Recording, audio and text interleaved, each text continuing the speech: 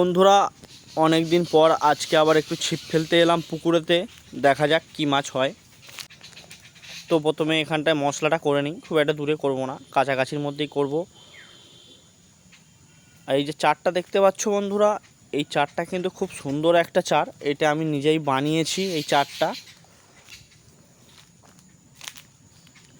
এই পুকুরেতে এতটাই পরিমাণ লাইলেন্টিকা তেলাপিয়া মাছ হয়ে গেছে, অন্যান্য মাছকে টোপ খুব একটা খেতে দিচ্ছে না, আর এই পুকুরের মাছও খুব একটা বাড়ছে না।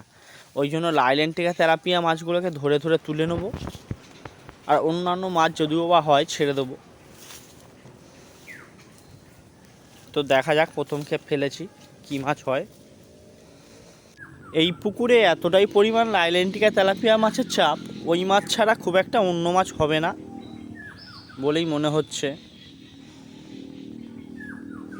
এই দেখুন বন্ধুরা ঠোকরাচ্ছে, এই দেখো শাক করে টেনে নিল। আমি কিন্তু খেজ মারতেই মাছটা লেগে গিয়েছে। এই দেখুন বন্ধুরা, মাছ কিন্তু খেলছে ছিপেতে,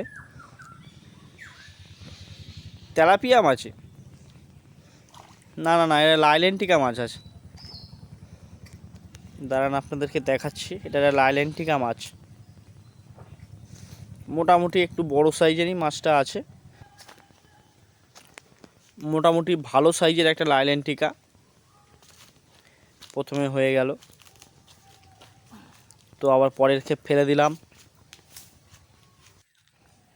চারেতে প্রচুর পরিমাণে মাছ এসে গেছে, ছিপ কিন্তু ফেলতে দিচ্ছে না, ফেললেই সাঁকর টেনে নিচ্ছে। প্রচুর পরিমাণে লাইলেন্টিকা হয়ে গেছে তো পুকুরেতে। দাঁড়ান দেখা যাক এই ক্ষেপে কি মাছ হয়। এই দেখুন বন্ধুরা, ফেলার সাথে সাথে সাঁকর টেনে বেরিয়ে গেল। ফের কিন্তু খেজ মারতে মাছটা লেগে গিয়েছে। এটাও একটা লাইলেন্টিকাই আছে বলে মনে হচ্ছে, দাঁড়ান কাছে আসুক। হ্যাঁ বন্ধুরা, এটাও একটা লাইলেন্টিকা মাছ। এটা কিন্তু একটু ছোটো সাইজের আছে আগেরটার থেকে,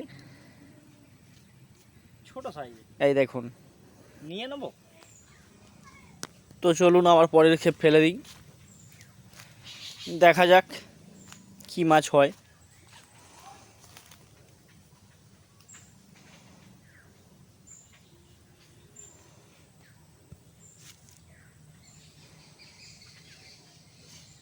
আপনাদেরকে একটু জুম করে দেখাই। এই দেখুন বন্ধুরা, আবার ঠোকরাচ্ছে। এটা কিন্তু এমনভাবে ঠোকরাচ্ছে মনে হচ্ছে এটা লাইলেন্টিকা বা তেলাপিয়া মাছ নেই, এটা কোনো অন্য মাছ হতে পারে। এই দেখুন শাক করে টেনেছে। ও বাবা, এটা অন্য কোনো মাছ আছে বস।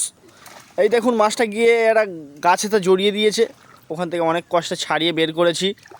ওহ, রুই মাছ। অনেকক্ষণ পর একটা রুই মাছ খেয়েছে বাবা। আর বন্ধুরা, রুই মাছটা শুধু কালারটা দেখুন, দাঁড়ান আপনাদেরকে ওপরে তুলে আমি দেখাচ্ছি। ওফ, পুরো লাল টকটকে রুই মাছ। তো বন্ধুরা, আজকের ভিডিওটা আমি এখানেই শেষ করে দিলাম। যদি ভালো লাগে চ্যানেলটা সাবস্ক্রাইব করে রাখতে পারো আরও নতুন নতুন ভিডিও দেখার জন্য। তো গুড বাই বন্ধুরা।